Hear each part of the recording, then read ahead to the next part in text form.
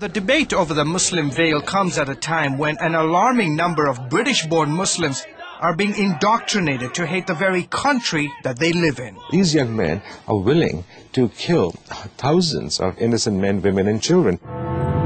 After the attacks of 9/11, there was a big push to integrate the nearly 2 million Muslims into British society. Easier said than done. A recent survey of Muslims shows that just 44% of 18 to 24-year-olds feel Britain is their country. 30% would rather live under Sharia law than democracy. 28% would like to see Great Britain become an Islamic state. And an overwhelming majority, 81%, consider themselves Muslim first and British second. Many also find it difficult living in a modern society while remaining devout. How do you find a way to bring those two worlds together? I mean, it's not an issue of bringing the two worlds together. I have chosen my path and I will stick to it. Muhammad is part of the second and third generation of British Muslim immigrants who are struggling the most to find their place in society. Melanie Phillips has documented the rise of Islamic extremism in Britain. They don't feel they belong because they are stranded between their parents' values and society, which they reject, and the decadence of Britain. These youngsters are not only detaching themselves from society, but are becoming more zealous in their faith. They fall victim to radical Islamists who tell them that Britain and Western values are to be despised. Living in this world, in the Western culture, be patient, To avoid such evils, Muhammad Uddin, like so many other Muslim immigrants, moved into so-called parallel communities where there's little hint of mainstream British culture. So they move into an area where there are lots of Muslims and lots of South Asians. Areas like East London, which has the highest Muslim population in the country. I feel very safe here as a Muslim. We can practice our faith with no distractions. Spend a few minutes on the streets of East London and you'd think you are in some Middle East capital. There's nothing here that you can't buy, mostly products Muslims want. There's no doubt that Islam today is having a profound impact on British culture and society. Take, for example, the bank across the street.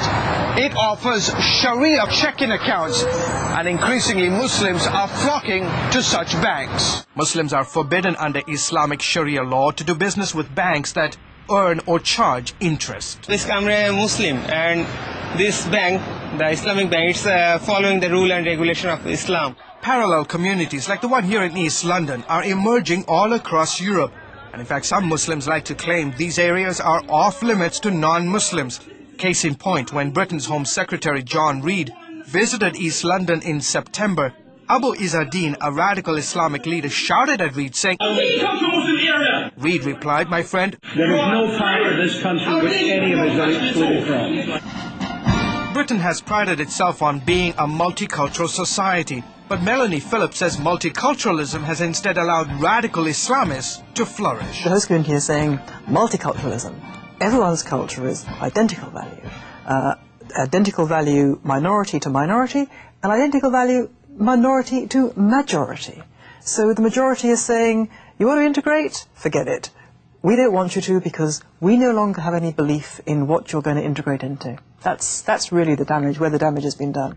Phillips also says that since 9/11, the British government has bent over backwards to appease and accommodate the radical Muslims. It's taken the line of least resistance, and it very foolishly, in my view, believes that if you give in to the demands being made by extremists, you kind of make the problem go away. Well, we know that that's not true. It makes it worse.